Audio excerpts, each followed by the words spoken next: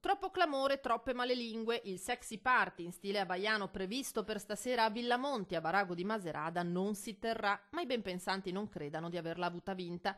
Non è stato annullato, solo trasferito di sede. Si svolgerà, senz'altro con maggiore discrezione, in un locale, chiamiamolo del settore, quello degli scambisti, nel Veneziano a Musile di Piave. Inalterato il programma della serata con tanto di schiuma party e giochi sexy nel parco naturista.